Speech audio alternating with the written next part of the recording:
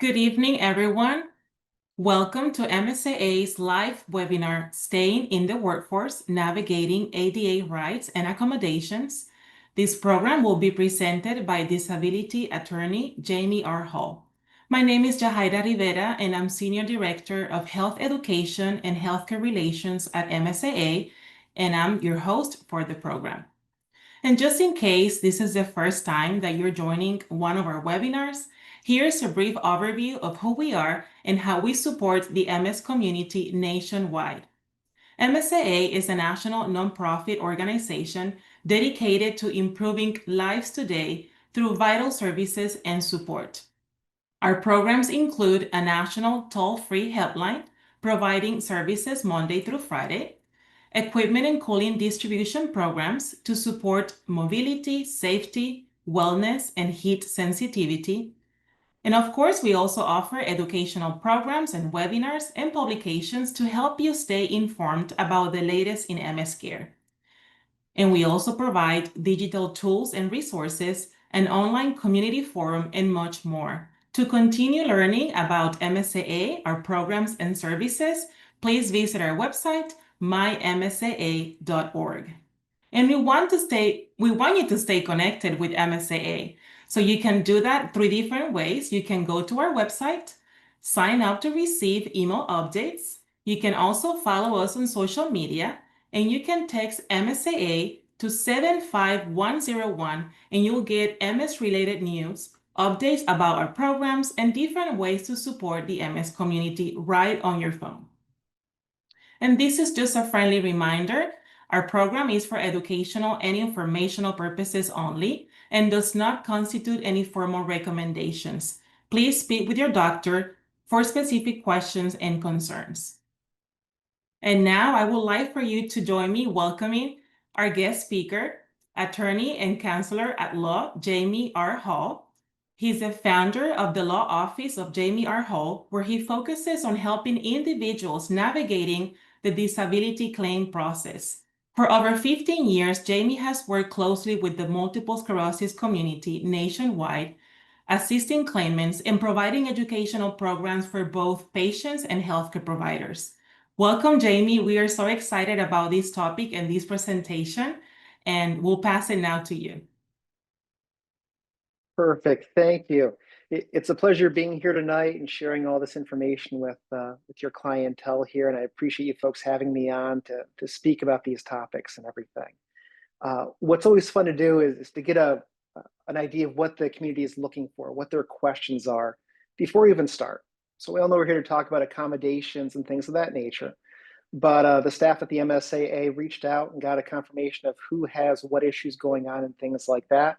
And it's interesting to see, and go back one slide if you would there, that we have got a mix of folks. We have some who've already asked about workplace accommodations. We have some who have not asked about them, and some who it's not relevant to. So it'll be kind of interesting to hear about you folks at the end of this session today, about what's worked for you or what questions you may have. And just to reiterate what was said earlier, if you have questions, make sure you note those in the box there so we can touch on those at the end and everything. You can go to the next slide. So here we're here to talk about accommodations. And as you can see in the title, Staying in the Workforce with the ADA and Accommodations. And I'm Jamie Hall, disability attorney, as noted earlier. Been doing this kind of work for quite some time out of Pennsylvania. I practice formally out of Pennsylvania, New Jersey, New York, and Ohio. But frankly, because of the nature of what I do, I can do most of it nationwide. So I've helped folks in 40 states plus across the country. We're adding on to that each year as time goes by and everything. Again, primarily on the disability side of things. So what I do sometimes in my practice is we talk to folks who haven't left work yet on what the steps are before leaving work. So once they do leave work and look at disability, we know they've exhausted every step they can to maintain their income, maintain their lifestyle before they take that leap into disability. So we're here to talk about before you leave work, the accommodations to keep you at work in that scenario.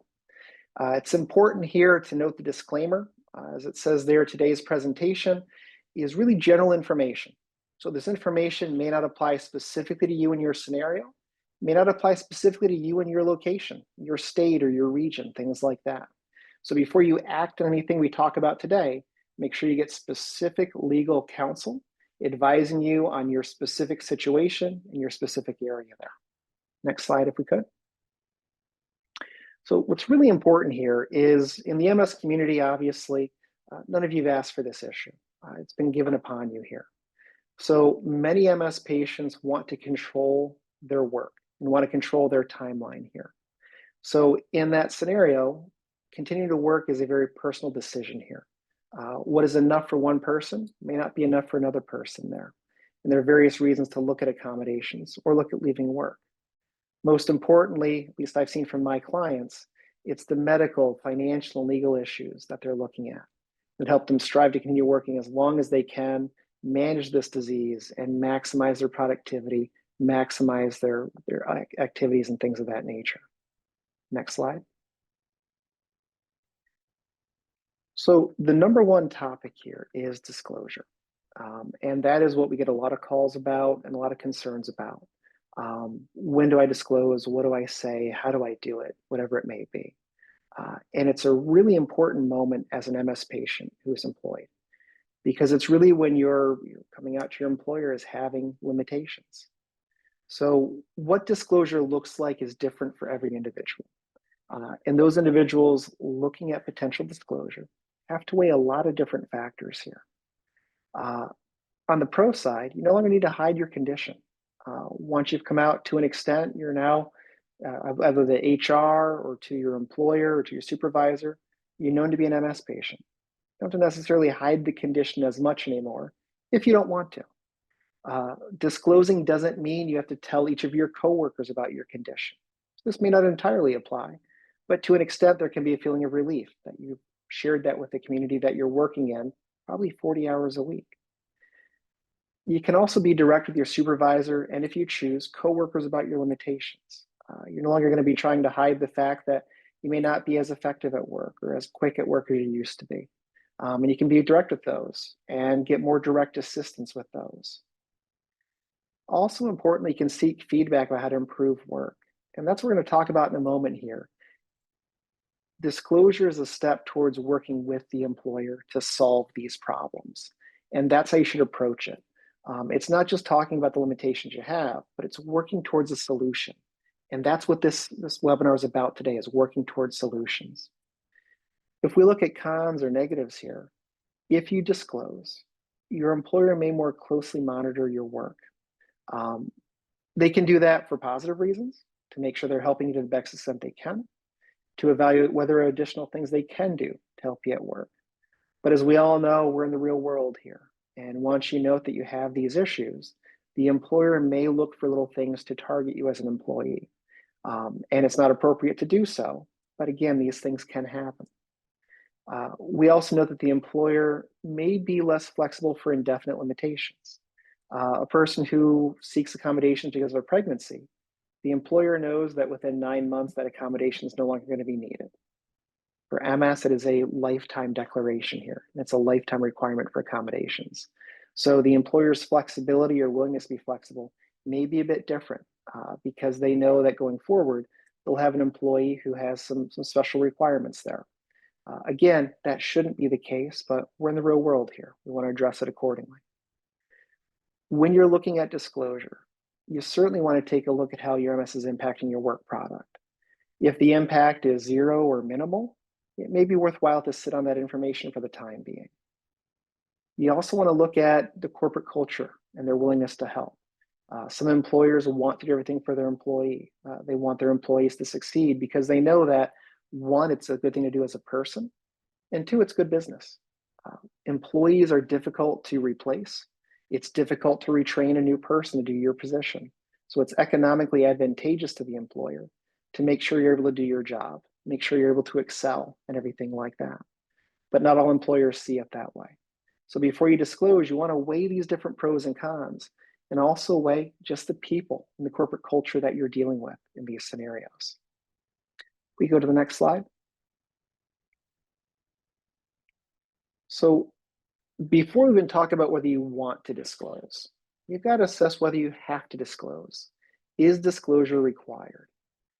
And disclosure is required only if you're unable to perform the essential duties of your job without accommodations, or you're a safety risk, essentially.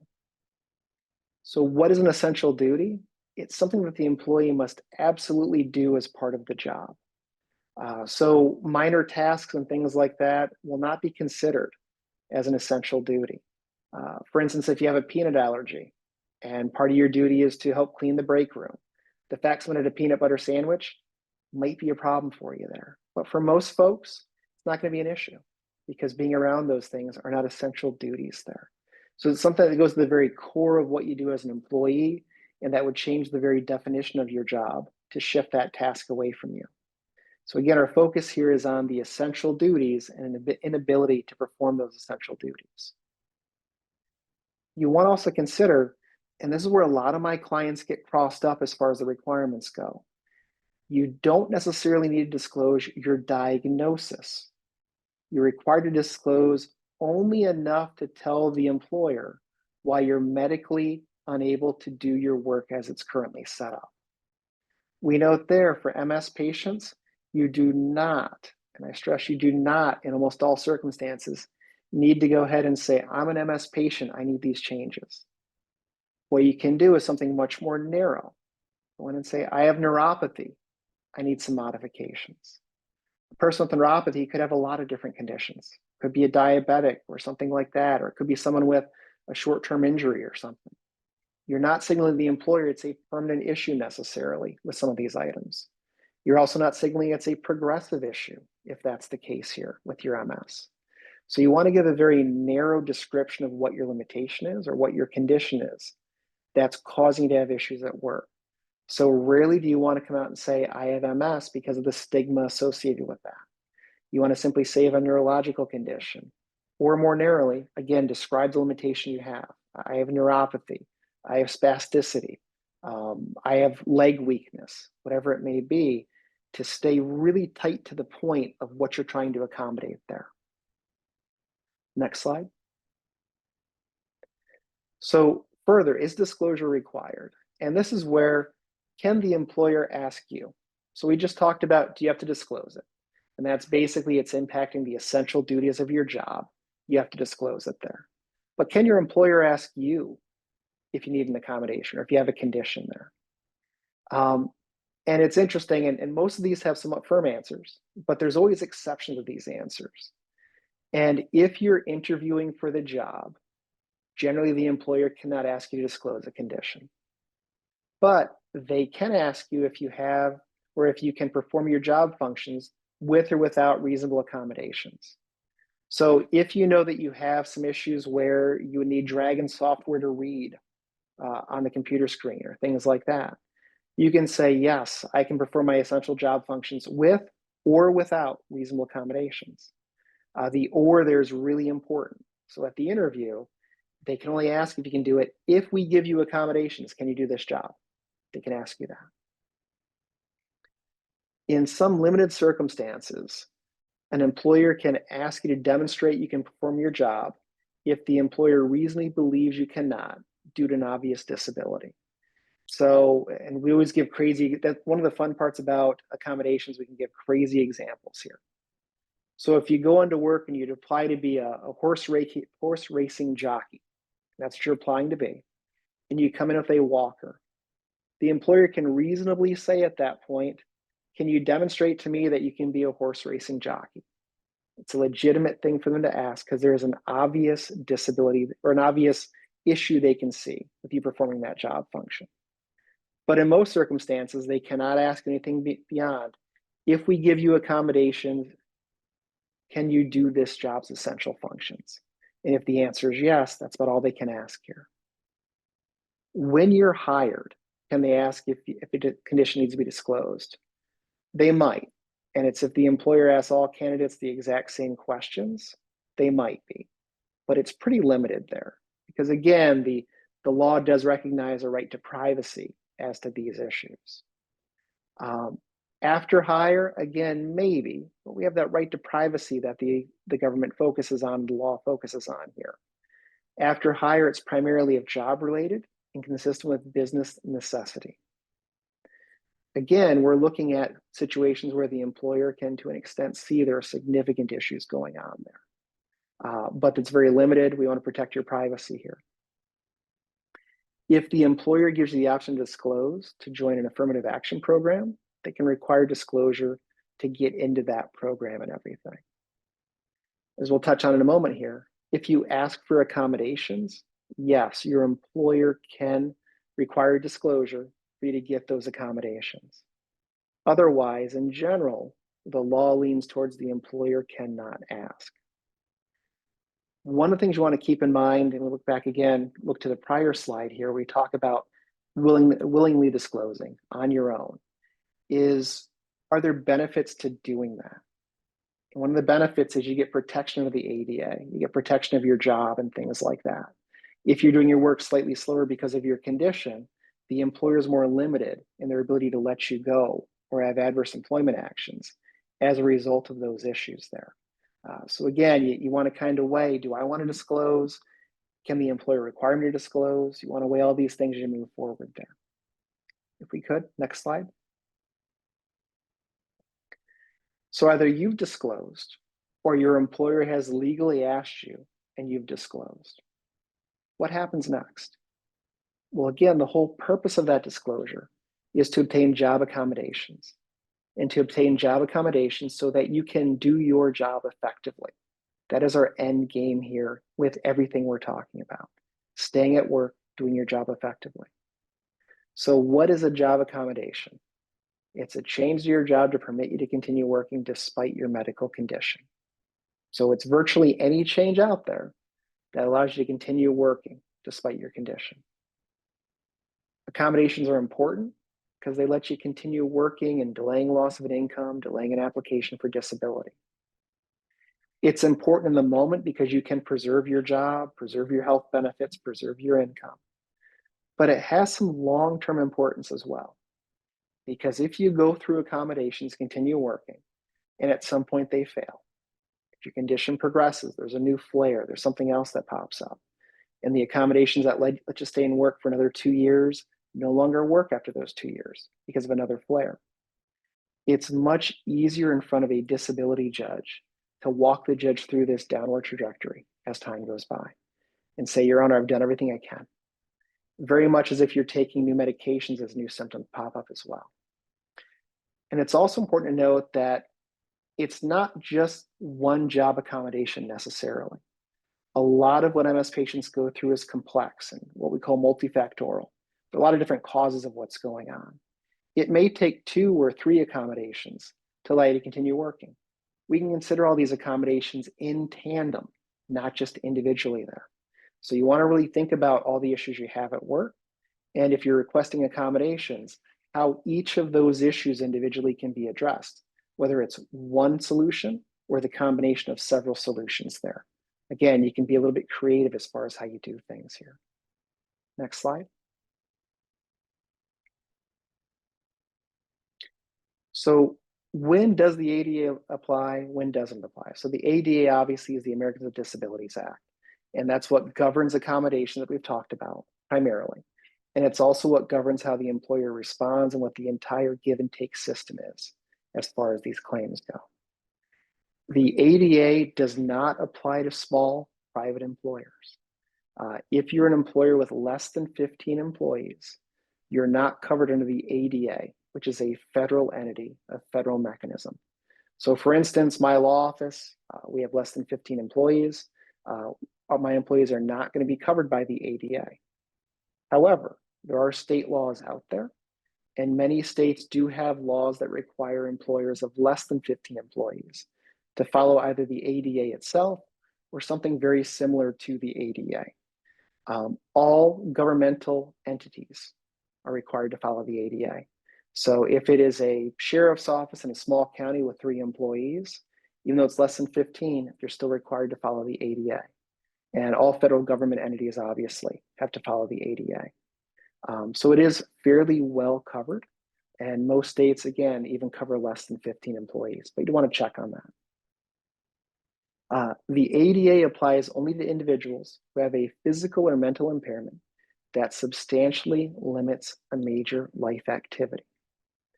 We look at major life activities. Those are things that most of the population can do with no limitations, no issues whatsoever. Again, walking, standing, concentrating, performing manual tasks, these simplistic activities that most people can do just as a matter of course.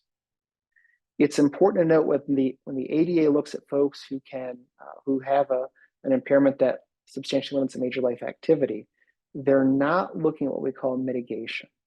So in the event you have medications or devices such as a wheelchair that allow you to do that major life activity despite your limitations, the law does not consider your condition with those mitigations. They consider you before you take your meds, before you use the wheelchair and things like that. And that's part of how the ADA requires employers to let you take those medications, to let you use the wheelchair, because you qualify for the ADA before those things are considered. We look at the next slide. So let's talk more about accommodations here. Accommodations must simply be effective. They don't need to be the best solution. They don't need to be the employee's requested solution. They just have to be effective. So you could request that you have gait issues there and you have trouble walking to the office. So if we're in the late 90s here, you'd say, I request that, Fabio, bring me into my desk and set me in my chair each day. But the employer is not required to follow your request. Anything that's effective. I could say, no, we're not hiring a third party to carry to your seat every day. We're going to go ahead and we're going to have you use your wheelchair or your cane to get to your seat. That's an accommodation here. It's effective, maybe not as fun or entertaining for people, but it's an effective accommodation here. If the medical need is not obvious, the employer can request medical proof that there's a legitimate medical need for that accommodation. So again, with the wheelchair use, if for some reason the employer it doesn't obviously see that you need the wheelchair, they can request that your neurologist give them a letter or documentation stating that you require use of the wheelchair there. Again, that letter doesn't need to say that you have multiple sclerosis, therefore you must have a wheelchair. But that letter would have to say that we've done an assessment, we identified there is leg weakness, we identified there is spasticity or balance issues, vestibular problems, and because of these issues, a wheelchair is needed. It is also helpful when you're talking to your doctor if you share with them not just the accommodation needed and the issue that's going on, but the frequency with which you think you need it. So the doctor can go ahead and kind of back you up on that. If the wheelchair is only needed when you have a flare, maybe the doctor is going to note only when they have a flare. If it's needed just when you're getting from the parking lot to the front of the building, the doctor could note that as well. But again, when you're giving the employer proof of your accommodation, you want to try to have your doctor back up as much of your request as possible, because what it does is it limits the employer's ability to play by their own rules regarding those accommodations. The accommodation cannot cause the employer undue hardship. And there's a bit of a battle between these two things we've talked about. The accommodation must be effective, but it must not cause the employer undue hardship. And the undue hardship part of this equation is going to overrule the effective part when the two really truly come head to head. The accommodation cannot be unduly expensive, disruptive, or a threat to coworkers. Threat to coworkers is interesting because that's come up a lot more recently with regard to service dogs and things like that. A poorly behaved service dog or things like that may not be allowed at the employer. Now, what's interesting is the employer could say, we're not permitting you to have that service dog as he's a threat to the coworkers. We'll let you have a service dog who perhaps doesn't have the issue with the coworkers that this dog has. Again, just expensive, kind of self-explanatory. If the employer has no walkway to get up to the building, they may be required to put a pathway in or something like that that is handicap accessible. Those are the kinds of things that we can look at there to solve problems. Again, looking at undue hardship, looking at expensive. If you have issues typing, and again, you're looking at that Dragon software to do talk to type and things like that, you can request issues with typing, and Dragon software may be a cost-effective solution for doing that. But for instance, hiring someone to do your typing for you, for most people, most positions, is not going to be an appropriate solution, again, due to the cost and possibly the disruptiveness of that solution there.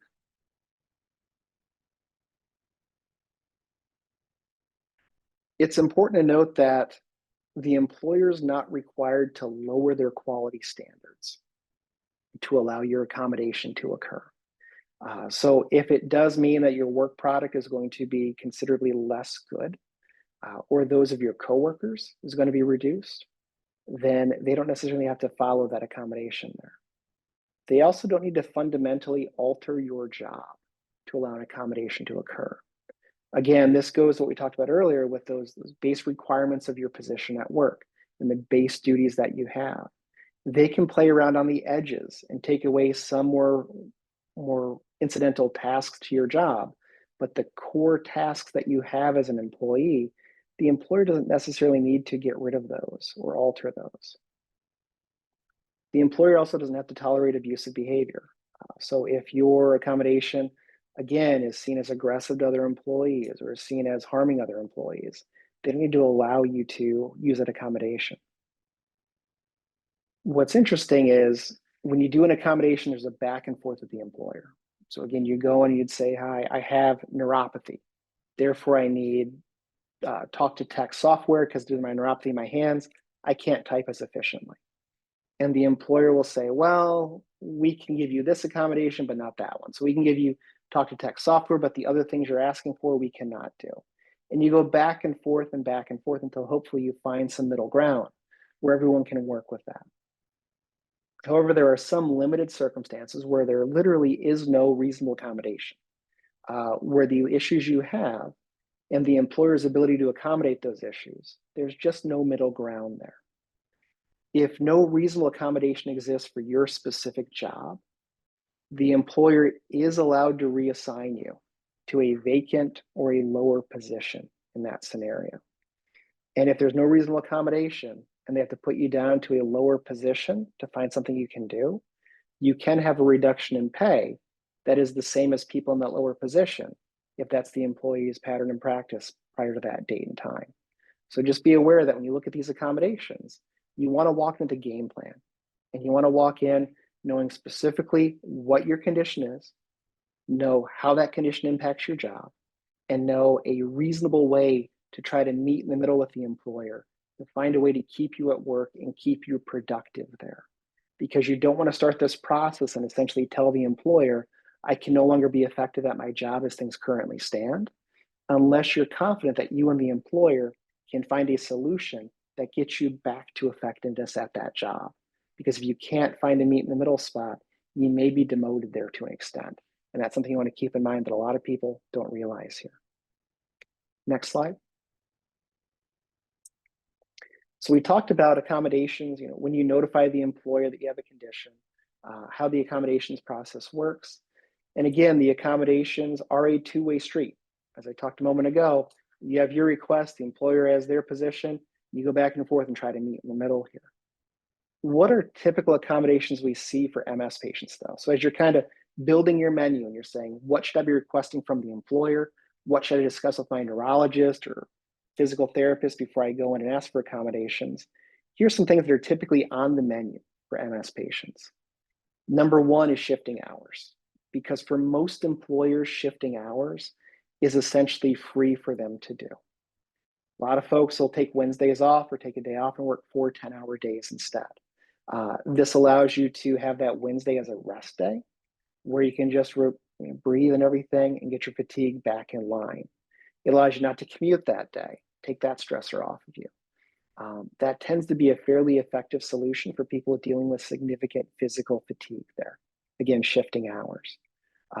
Now, if your employer has a position where you have to physically be present at the job, you're working on an assembly line, and the guy to your left and the guy to your right are there 5 days a week, it's tough to have you not there 1 day a week and have the line keep moving. If you're a video surveillance monitor and you're working security, it's tough to not have you there 1 day a week if that's how it's set up. But in many offices, just shifting hours is an effective way to do things there. Shifting tasks is another really important thing to look at. Moving physical tasks to another employee is oftentimes an appropriate accommodation. Now, it's not in all circumstances. There are some jobs where physical tasks are a basic part of what you're doing. If you're a bar back, for instance, and your job's to move kegs around behind the bar and carry things about, you can't really say, I can't lift more than 10 pounds, let's accommodate me, because the job is lifting more than 10 pounds. But for most jobs out there, you can move some of the most difficult physical tasks to someone else, and that may buy you time at work while your condition is how it is. Moving parking is another common one that we see.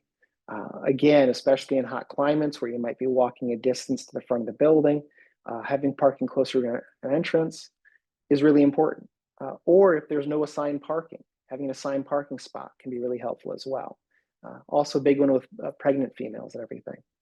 Closer parking spot can be really helpful there too. A workstation near the restroom is also an important accommodation, not just for fatigue purposes, but also for that urgency of bladder and bowel that we so often see, or frequency of bladder and bowel.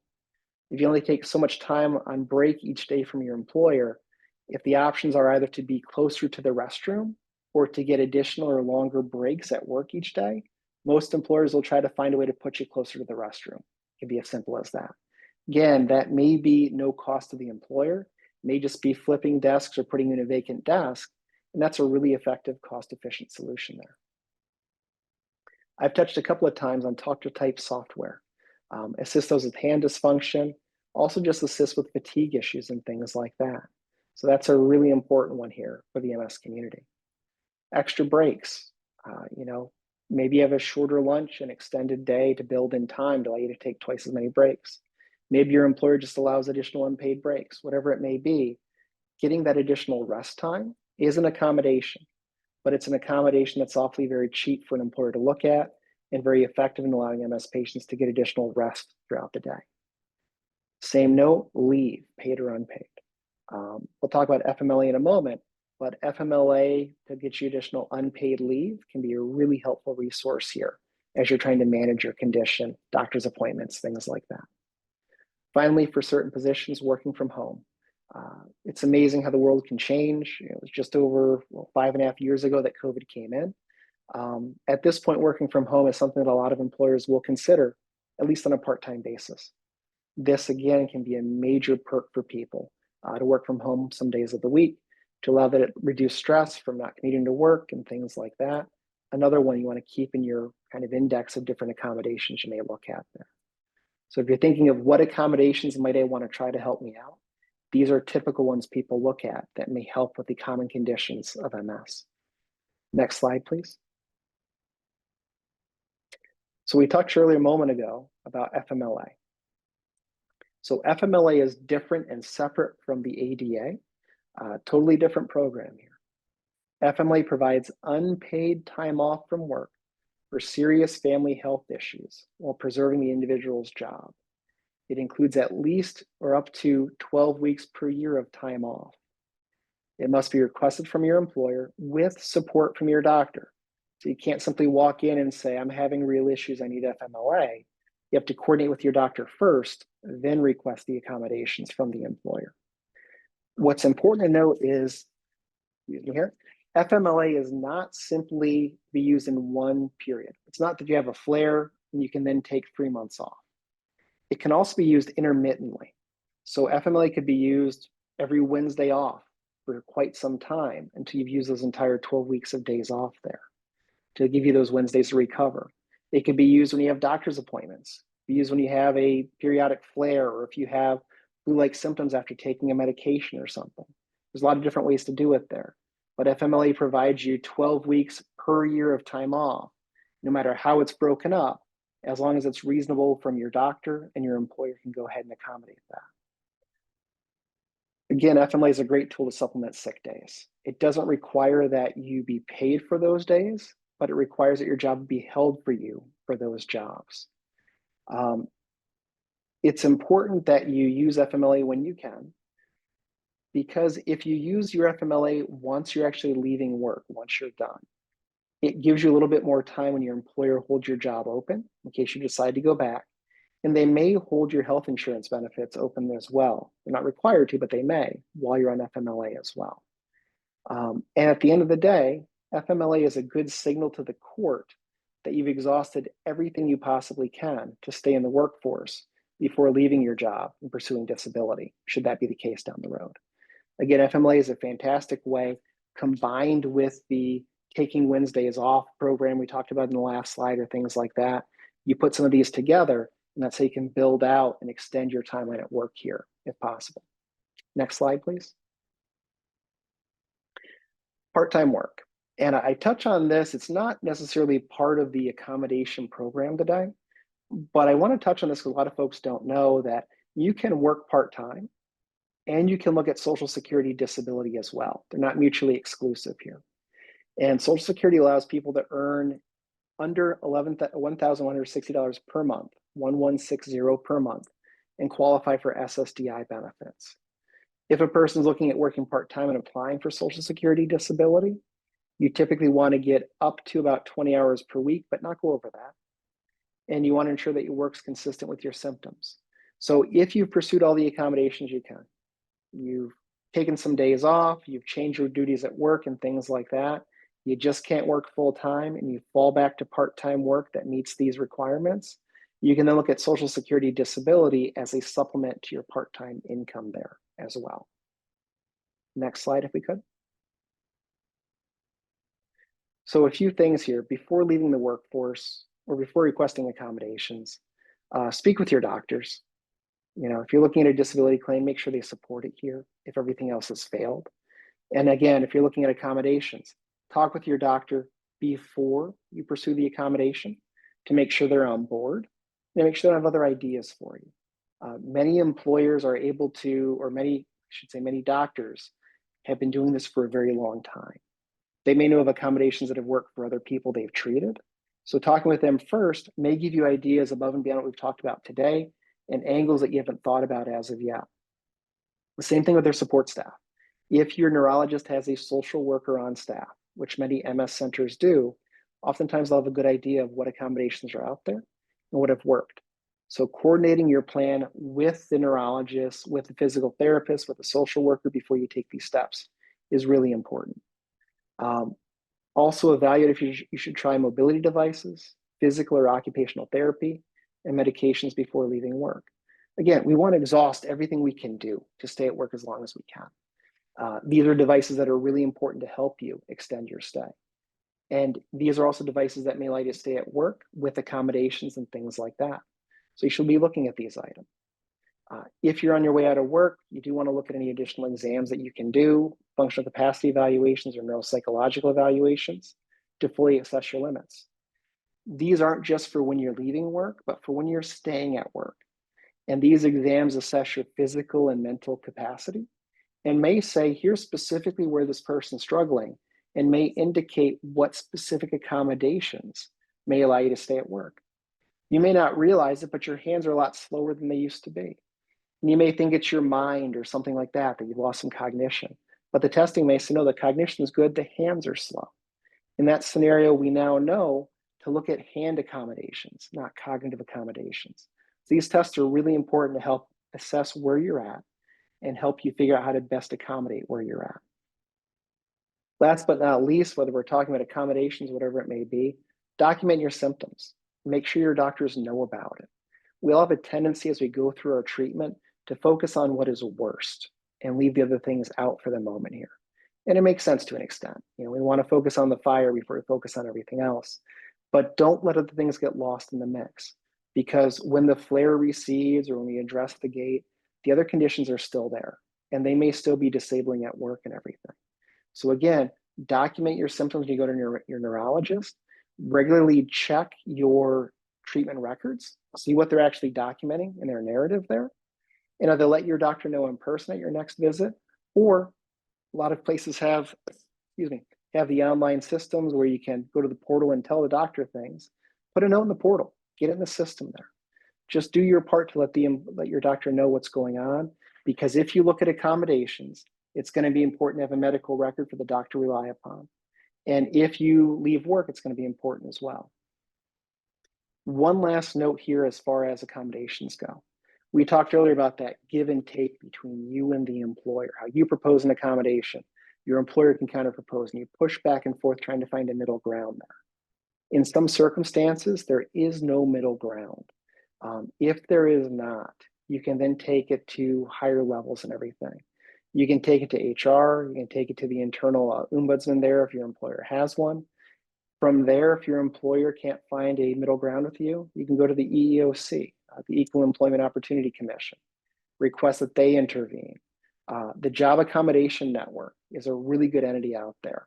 And if you're looking at accommodations and cannot find a middle ground with your employer, you want to note down that the Job Accommodation Network has an entire set of series that describe different accommodations that might work and can also take calls from you about different accommodations and what might be a good middle ground there.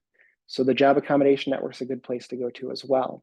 And again, if you can't reach a middle ground, looking at the EEOC, the Equal Employment Opportunity Commission, filing a complaint with them. And then if they can't assist in resolving that, working with counsel, taking things to court might be a way to go as well.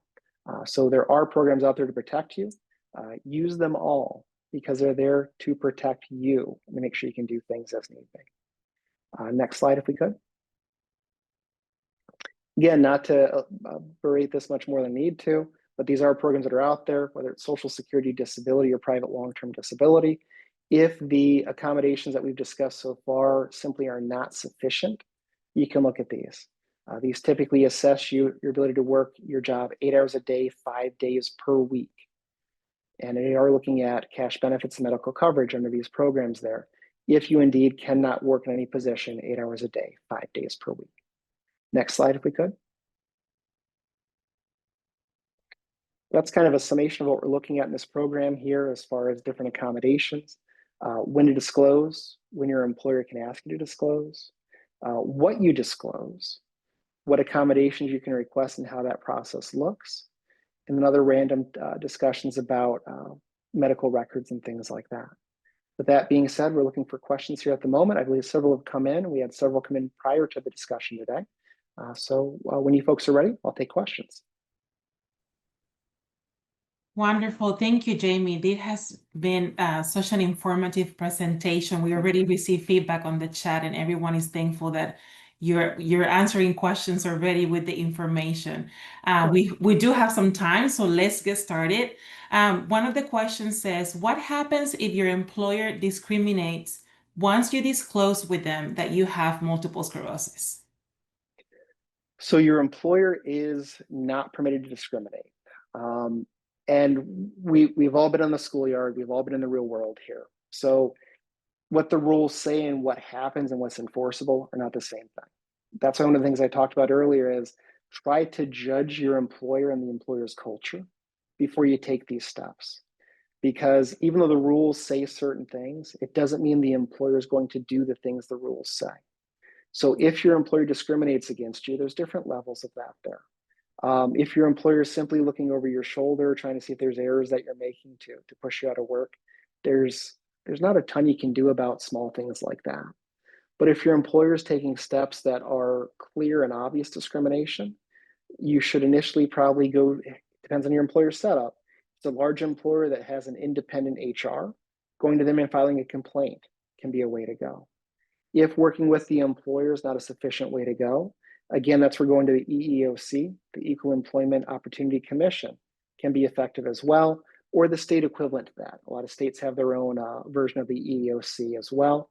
And you can file a complaint, and they will then talk to the employer, see if the complaint's legitimate, see if they can find a middle ground to work this out, or if not, they can work on bringing charges against the employer for that discrimination. But again, typically that discrimination has to be something that is fairly dramatic that they're doing. Terminating you when you've had good reviews, terminating you when there's no good reason to, when you're the only employee who's being let go.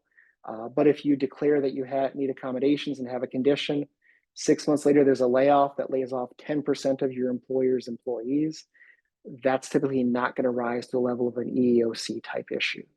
If you notify your employer of your need for accommodations, and a week later, you and you alone are laid off from a large employer, that's going to signal that there's something wrong going on in the background. That's typically where one of these issues will occur. What's an interesting wrinkle here is If it's not you who has the accommodate or has the condition, but someone close to you who you're caring for, and your employer refuses to promote that person because they have the assistance of somebody else on their docket, essentially, as one of their tasks, that's also something that can cause an issue there too.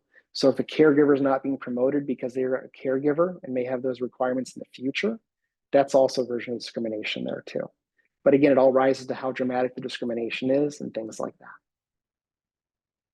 Thank you so much. That's Yeah. such a great advice. Our next questions is the story there. They asked for ADA accommodations from their employer. However, I was dismissed and denied, then placed on a forced leave of absence due to them claiming that because of my MS, I'm not able to perform my job. I'm not sure where to go from here. What is your advice? Yeah, so this goes back to what we talked about earlier when we said that by filing an accommodations request, you're taking a bit of a risk because you're telling your employer, as things currently stand, I can't really do my job effectively as you hired me to do it. But what you're also saying is, but I really want to be here and I want to find a middle ground so I can be a good contributing employee. Then you go back and forth as to what the accommodation could be and everything. If there's legitimately not a middle ground that you guys can meet on that is reasonable, that is cost effective for the employer, that is safe for the other employees, the employer, as I mentioned earlier, can demote you or essentially set you aside and lay you off because there's no middle ground there. Employers tend to think there's no middle ground a lot more often than that's actually the case. So if that has happened to you and it's gone that far, if it's a large employer, I reach out to HR again and say, I want to figure this out and request a meeting with HR, preferably in person. Or if it's a small employer, or if you think that'd be fruitless, you may want to talk to counsel about an EEOC complaint or whatever the state equivalent is. And again, that's EEOC, Equal Employment Opportunity Commission, which is out there basically to enforce these parts of the ADA and make sure that your employer is not being retaliatory because you filed a request under the ADA or something like that. But it sounds here like the employer, if nothing else, they're following the letter of what the ADA says on paper. The question is, have they done a legitimate process for trying to find a middle ground to get to that point? And that's something you want to discuss with somebody there. Thank you. Our next question, what is the difference between long-term and short-term disability? Yep. So people use those phrases in a couple of different ways. Technically speaking, there's 3 different disability programs out there. There is short-term disability, long-term disability, and Social Security disability, 3 separate things. Short-term and long-term disability are typically through your employer. It's an insurance program. So you're working with MetLife or Cigna or someone like that, the Hartford, to get private coverage. And if you're out of work for a short period of time, such as for a pregnancy or a broken leg, less than 6 months normally, it's short-term disability. Or if you leave work for MS, the first 6 months are typically private short-term disability coverage. After those first few months are up, typically 6 months, it converts into long-term disability. So an MS flare that knocks you to work for 2 months, short-term disability. If your recovery from that flare never gets you back to baseline and you're out indefinitely, it converts to long-term disability after 6 months. Those are private plans paid for through your employer. If you look at your pay stubs, it'll typically say on there that you're making payments to long-term disability, to short-term disability. There's a separate item out there, Social Security disability, and that's what you pay and everyone pays into essentially to the federal government. And that gives you disability benefits, but only if your condition is going to be disabling for at least 12 months. So if your condition is just a temporary flare, it's not going to qualify. But if you're going to be out indefinitely, you can look at Social Security as well. And there's no coverage through your employer, nothing like that, just that you've worked, that you've paid into the system, that you have a qualifying condition. You can look at Social Security disability. And some states have short-term disability programs within the state as well. New Jersey, California, primary ones that do that. But those are kind of your 3 disability programs. Again, employer-based short and long-term disability, and then federal government-based Social Security disability if you be out for 12 months or longer. Thank you so much for that. I think Yeah. that's important to keep in mind as open enrollment season is around the corner to have clear expectations and those benefits. Our next question is, what if you have requested accommodations, but your employer is taking a long time to give you an answer? How do you follow up with that? So a long time is a sliding scale. And there are some accommodations that are complex, and some accommodations the employer has to figure out logistics, has to figure out what they can move about, has to figure out funding. So it shouldn't be an overnight decision for a lot of accommodations out there. Now, if you have Dragon software you're looking at for talk to text, that's buying a software program, having IT download it. That's a pretty quick process. But if we're talking about something major and in depth, it'll take a little bit of time. In my view, uh, it depends on how much you're around that person, but with HR, checking in periodically every couple of weeks is probably reasonable. Not saying I want a decision today, but hey, just checking in, want to see where we're at. Seems pretty reasonable to me. And when you do check in and they do give you an answer, just ask them directly, when should I follow up again? Because that's a way of respectfully saying, I get this takes time. I get I'm not in HR, but can you tell me where we're at and when I should follow up again? That way it puts the burden on them to say, oh, it's 3 weeks follow up or a month follow up. You can say, hey, you told me to check up in a month. Where are we at now? Now, again, a month is a long period of time here, but that concept carries the day. Let them tell you when to check up. That when you follow up, you can say, you told me to check up at this point. Thank you so much. Yeah. Another question that is interesting is, what about disclosing about MS if they're returning to the workplace? So what would you recommend? So I would initially ask what the purpose of that is. So if you've never disclosed you have MS, you're going back to the workplace, whether you've taken time off for helping a spouse or for your condition, whatever it may be, but you've never disclosed it. When you come back to work, why are you now disclosing the condition? If you're disclosing it because you now are coming back and you're saying, hey, I took just sick time because I had a flare, but post flare, I still have these limitations. You go back to the rubric we talked about earlier, which is disclose the most narrow definition of your limitations you can that apply to something specific at work. So again, don't just walk back in and tell HR, I have MS, accommodate me. Tell HR, I have this specific physical issue, and here's specifically what it impacts me at work, and here's a specific solution that can get me back to square one on this one. So again, a very narrow, very directed solution as far as that goes. Thank you so much. And we do Yeah, have participants asking, where are you practicing? Because they need a lawyer. Could you repeat the states that yeah. you practice? Yeah, so it's kind of unique in what I do. So I'm based out of Exton, Pennsylvania.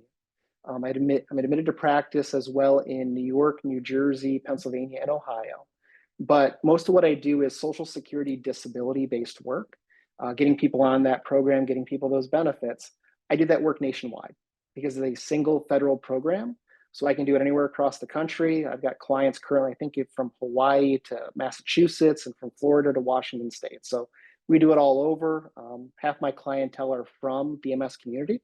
We've been servicing the MS community for, I think, over 15 years, and with the MSAA for about 10 years or so now. So we can help anyone anywhere with what we do, which is disability claims.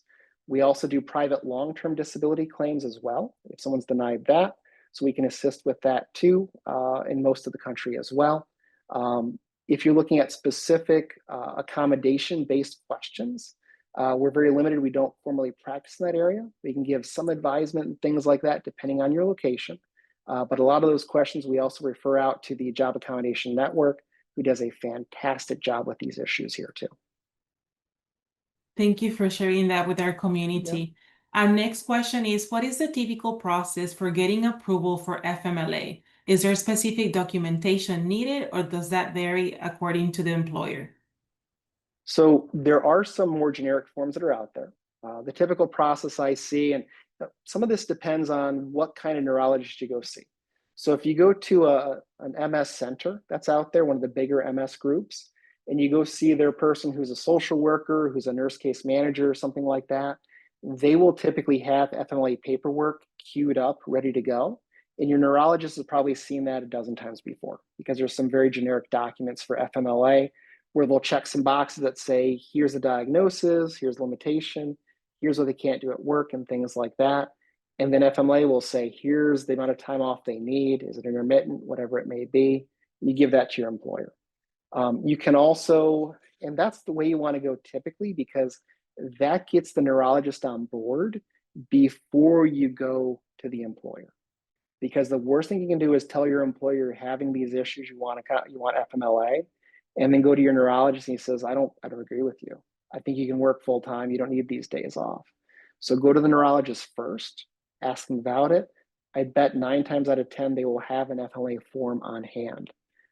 If not them, if you have a better rapport with your primary care physician, because you just see your neurologist 1 time per year or something like that, that's a virtual visit, ask your primary care physician to do an FMLA form, or your ophthalmologist, or whoever it may be that's treating you for your limitations there. But there are forms that are out there. Typically, your doctors are the first clearinghouse for that document. Thank you so much. That's great advice as well. And then we have a comment. What if it doesn't directly impact my basic job duties, but it does indirectly because I need the time to go to my doctors and getting my treatment? How would that apply to accommodations? Yeah, so from what I've seen, that can oftentimes be more of an AD or an FMLA kind of issue there.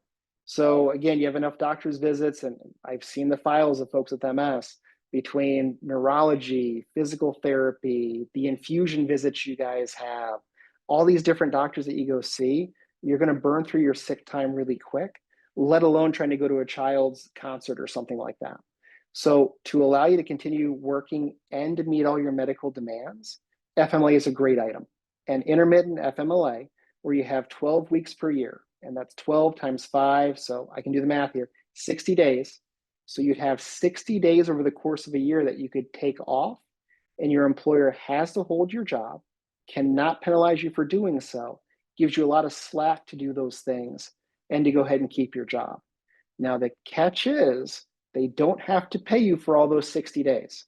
They still got to pay you for your sick days you're taking, but not all 60 FMLA days. But again, if we're weighing, do I go to see the physical therapist so I maximize my function? Or do I get that day of pay? You got a decision to make there. But if you're just looking at, can I keep treating, FMLA intermittently can get you a lot of that stuff there. Thank you, Jamie. What will be your advice before we close our program? What will be your advice to our community that is listening today that still have questions or still needs support? What will be that last advice that you can give them? Yeah, a couple things here. Number one, keep working. What you're doing is really difficult. It's a real challenge. And those of us who are around the condition, the MSAA staff, myself, we know you have a real challenge ahead of you there. Maximize your potential there. Because once you leave work, most people don't make it back. Use these accommodations and things like that. Work with your doctors to build accommodation game plan, confirm what's going on. Call the Job Accommodation Network. Talk with their advisors there about what accommodations may be out there. And work with your employer. Try to find a middle ground and everything. Maximize your potential. Because as a disability attorney, I don't want to see you coming to me until you've maximized everything you possibly can to stay at work. And I want to hear that you've made this decision on your own after maximizing your function. And that's the whole purpose of the presentation today. And I wish you folks the very best. And I thank the MSAA for letting me share this time with you.